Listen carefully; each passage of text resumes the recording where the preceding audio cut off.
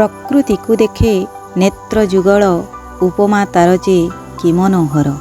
ଶାନ୍ତ ଶୀତଳ ଶ୍ରାବଣ କଳେ ପ୍ରେମ ମତୁଆଲା ଏମନ ତଳେ। ଚୁମି ଚୁମି ଦେହେ ପବନ କହେ, ଚୁମି ଚୁମି ଦେହେ ପବନ କହେ, ନିରିମଳ ଗାଁ ବିଷ ସହର, ସବୁଜ ବନାନୀ ଶୁଦ୍ଧ ନଅର ଶୁଦ୍ଧ ନଅର। ନମସ୍କାର ଦର୍ଶକ ବନ୍ଧୁ, ମୁଁ ରଞ୍ଜୁ ଆପଣମାନଙ୍କୁ ସ୍ୱାଗତ କରୁଛି ମୋର ୟୁଟ୍ୟୁବ୍ ଚ୍ୟାନେଲ୍ ପ୍ରକୃତି ରାଣୀକୁ। ଦର୍ଶକ ବନ୍ଧୁ, ଆମେ ଯିଏ ଯେଉଁଠି ବି ଥାଆନ୍ତୁ ନା କାହିଁକି, ଯେଉଁଠି ବି ରହନ୍ତୁ ନା କାହିଁକି, ସମସ୍ୟା ସଦାସର୍ବଦା ଛାଇ ପରି ଗୋଡ଼ାଇଥାଏ। ଆମ ପାଖରେ ଧନ ସମ୍ପତ୍ତି ଟଙ୍କା ପଇସା ଅର୍ଥର ଅଭାବ ନଥିଲେ ବି ସମସ୍ୟା ଘରରେ ସଦାସର୍ବଦା ରହିଥାନ୍ତି। ଅନେକ ଚିନ୍ତା ମଣିଷ ମନକୁ ଗ୍ରାସ କରିଥାଏ। ପ୍ରତି ସମୟରେ ଗୋଟିଏ ସମସ୍ୟାକୁ ସମାଧାନ କଲା ପରେ ଆଉ ଏକ ସମସ୍ୟା ମାଡ଼ି ବସେ। ବେଳେବେଳେ ବିବ୍ରତ ହୋଇପଡ଼ୁ, ମନକୁ ମନ ଅନେକ କିଛି ହତାଶାର ଭାବନା ଟାଣି ଆଣୁ, ହେଲେ ସମସ୍ୟା ସମାଧାନ ହୋଇପାରେ ନା। ଆପଣମାନେ ନିଶ୍ଚିତ ଭାବେ ମୋ କଥାରେ ଏକମତ ହେବେ। ମଣିଷ ଜନ୍ମ ନେଇଛି ମାନେ କର୍ମପଥରେ ବାଧା ଆସିବାଟା ଥୟ। ଏ ପରିସ୍ଥିତିରେ ଯଦି ଆମକୁ ଶାନ୍ତ ଶୀତଳ ଆଉ ସବୁଜିମା କ୍ଷେତମାଳ ପାହାଡ଼ ଝରଣା ଗ୍ରାମୀଣ ପରିବେଶ ଭିତରକୁ ଚାଲିଯାଆନ୍ତି, ତେବେ ଅନେକ ମାତ୍ରାରେ ଦୁଃଖ ଲାଘବ ହୋଇଯାଏ। କାହିଁକି କହିଲେ ଦର୍ଶକ ବନ୍ଧୁ?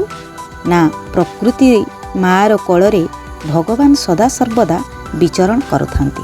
ତାଙ୍କରି ସ୍ପର୍ଶ ଆମ ତନୁ ମନ ନେତ୍ର ଯୁଗଳକୁ ଯେତେବେଳେ ଆସିଯାଏ ନା, ସେତେବେଳେ ଆଶ୍ୱାସନା ଅନେକ ମାତ୍ରାରେ ମିଳେ। ଆମ ଅଜାଣତରେ ଆମକୁ ସେ କୋଳେଇ ନେଇ ହୃଦୟରେ ପ୍ରତିଟି ବେଦନାକୁ ଲାଘବ କରିଥାନ୍ତି।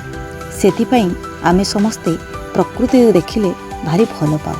ସତ କହିଲି ନା ଦର୍ଶକ ବନ୍ଧୁ? ଏଇଠି ଗୋଟିଏ କଥା କହି ରଖେ ଦର୍ଶକ ବନ୍ଧୁ, ଯେତେ ସହର ଚଳଣି ଭିତରେ ଆପଣ ବଢ଼ୁଥାନ୍ତୁ ନା କାହିଁକି, ଯେତେ ଚାକଚକ୍ୟ ଭିତରେ ଆପଣ ରହୁଥାନ୍ତୁ ନା କାହିଁକି, ଯେତେ ପୋତି ହେଇଥାନ୍ତୁ ଆପଣ ଧନ ସମ୍ପତ୍ତିରେ, ସେଥିରେ କିଛି ନାହିଁ।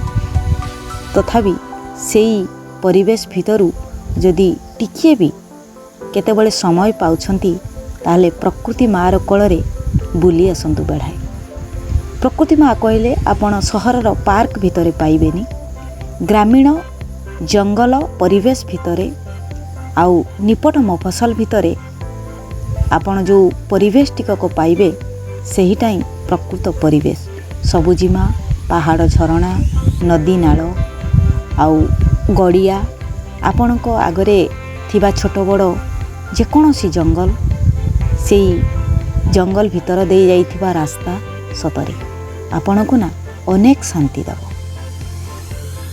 ସେଇ ଶାନ୍ତି ଟିକକ ଆପଣଙ୍କ ଜୀବନରେ ଯେଉଁ ଧାରା ଦେଖାଇବ, ଦିଶା ଦେଖାଇବ ନା, ନିଶ୍ଚିତ ଭାବେ ଯେତେ ଦୁଃଖ ଯନ୍ତ୍ରଣାରେ ଥିଲେ ବି ଆପଣ ଆଗକୁ ବଢ଼ିବା ପାଇଁ ପ୍ରେରଣା ପାଇବେ।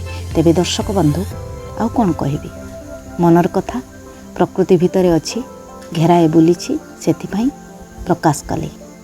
ତେବେ ଆଉ ଏକ ଭିଡ଼ିଓ ନେଇ ନିଶ୍ଚିତ ଭାବେ ଆଉ ଏକ ଅଧ୍ୟାୟରେ ଆପଣମାନଙ୍କ ସହ ଦେଖାହେବ। ସେ ପର୍ଯ୍ୟନ୍ତ ଏତିକି ରହୁଛି। ନମସ୍କାର, ଜୟ ଜଗନ୍ନାଥ।